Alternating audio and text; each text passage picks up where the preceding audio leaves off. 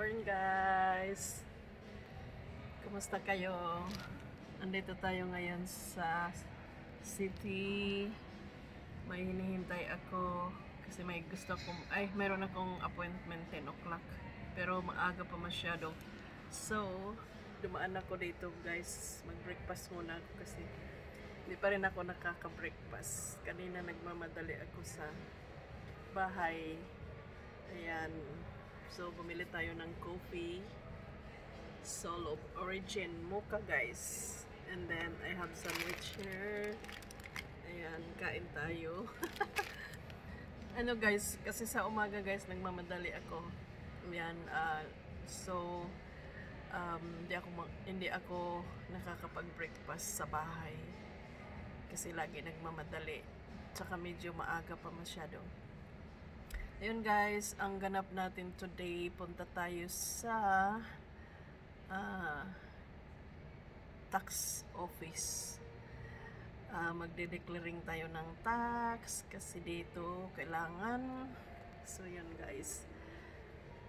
Ang appointment ko guys is 10 pa. So sabi ko maaga pa naman masyado. Magtitik ako ng magtitrain ako papunta doon kasi mas mabilis at saka isang sakay lang. So dito ako pumunta sa city para dito ako sumakay ng train. Yan guys, medyo spring na dito sa amin, hindi na siya masyado malamig, gaano malamig. At ayan ang ating outfit for today. So hindi na siya malamig gaano. Yan guys. Ito guys, ilalagay ko kayo dito para maganda guys dito. So dito ako nagtatambay. Kasi tahimik. Kaso lang may music. Hindi ko alam. Yan na naman tayo. Music na naman tayo. Sana hindi tayo mag-copyright. Gawaan na lang natin paraan yan. Kasi hindi natin maiwasan once nasa labas ka mag-video, mag-show. Marami talaga silang pa-music. Ayaw ng, alam mo na, pag makapiright tayo, mahirap na. So, gawaan na lang natin yung paraan. Ito guys, yung aking breakfast. Ano siya spinach, mushroom, at saka eggs. Yan guys, masarap siya guys. Kaya ito yung lagi ko binibili pag dito ako sa city.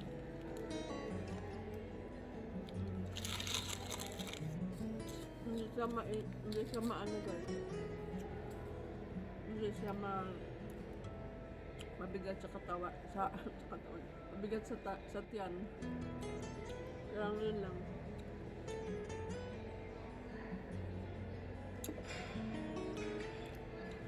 Mocha coffee guys. Tapos ang bread pala nito. Flat. Yan o. Kita niyo ba guys?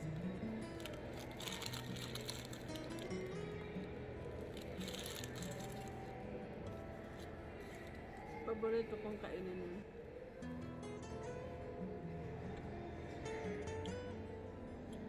Yun guys, yung blouse ko guys, kung ano yan, dati masikip yan.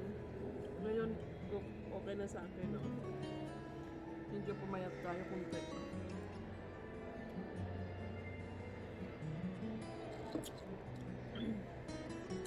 Masuot na natin yung mga damit natin pag hindi na gaano malamig, mga spring. Pero naka-scarf pa rin ako guys. Kasi pag may mga bumabahing-bahing sa bus or sa train, ginagawa ko yan pang takip. Kasi mahirap na.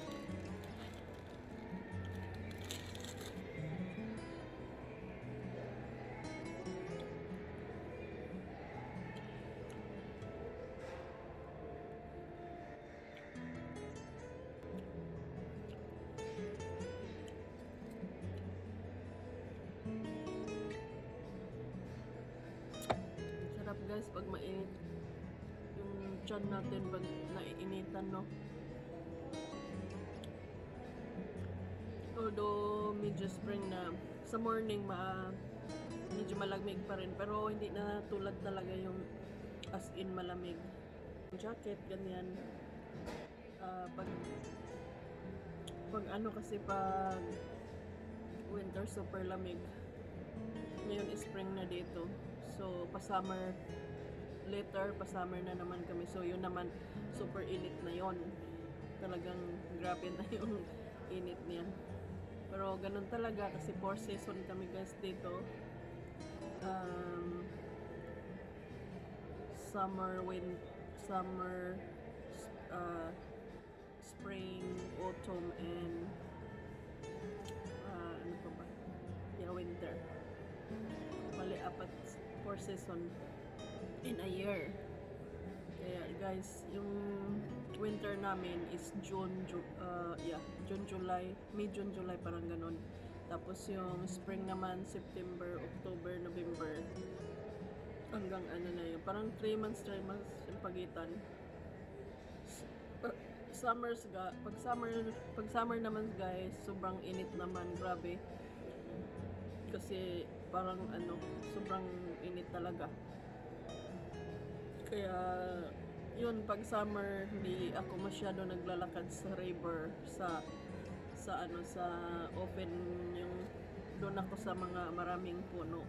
Umiiwas ako sa araw. Kasi super init guys. So ayun, kailangan mag-protect tayo. Dati okay lang, pero ngayon na-realize ko ang dami ng ano-ano tayo sa mga mukha pa dahil sa araw guys. Alam nyo guys, pag akong papipiliin sa weather, mas gusto ko winter kasi winter mag-jacket ka lang, balutin mo lang yung katawan mo, okay na. Pag summer, grabe, maapektuhan pati pati mukha mo, masusunog ka talaga pag hindi ka nag-protect, mag-wear ng sunscreen or magpayong, mga ganyan. Kaya ayoko ng summer. The best talaga for me is spring, although minsan may umuulan siya pero okay naman. Yun, parang tama lang ang lamig, tama lang yung init. So yun ang the best talaga. September. Okay guys, ang dami ko na naman dal-dal. Sana nag-enjoy kayo sa panonood sa mga aking simpleng video.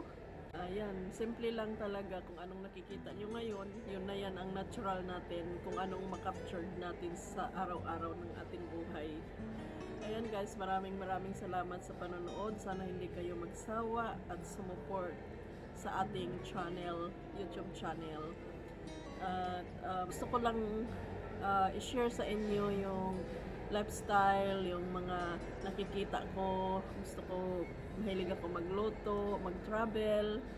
Nag-stop lang ngayon kasi hindi tayo maka-travel dahil sa ngayon guys, dito sa amin ay close pa yung international airport. So ang borders namin close pa guys kasi nga gawa ng COVID na yan. So sa ngayon, stay put muna kami, hindi kami makakapag-travel kahit gusto namin.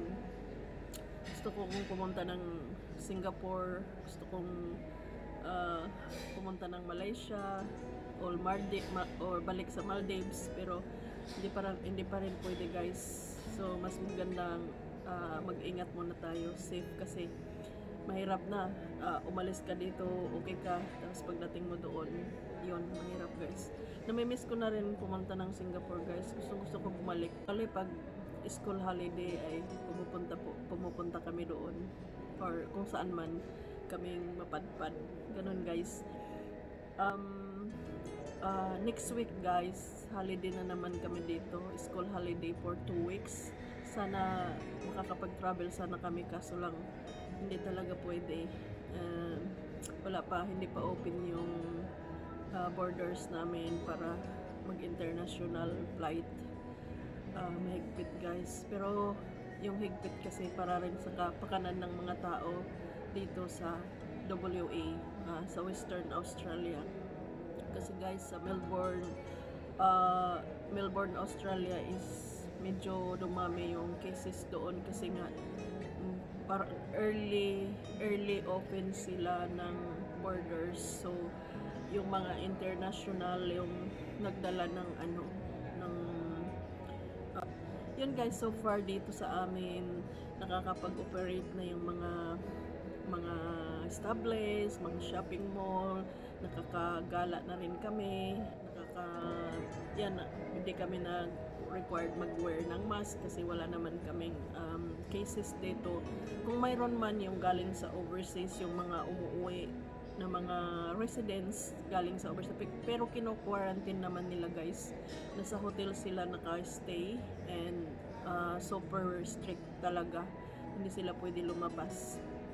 So yun guys, nagpapasalamat tayo sa Panginoon dahil nga mabait yung ating taga rito, yung mga namamahala, tapos mabait din si Lord kasi hindi tayo pinababayaan.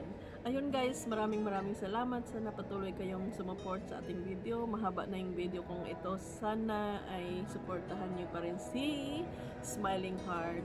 Ayan guys, maraming salamat. Don't forget to subscribe, like, share, and comment sa ating videos. Yan guys, sana hindi kayo magsasawa manood at sumuport kahit medyo boring yung ating video. Hindi ko alam guys ang next kung anong ganap natin today. Basta pupunta ako sa tax office, clear tayo ng tax para ayos, and then siguro next hindi ko alam, or uuwi na ako sa bahay or gagala pa ako. Anyway guys, i-update ko kayo kung ano man at kung makakapag-vlog ako uli or makakapag video tayo ulit. Yan guys, maraming salamat. God bless.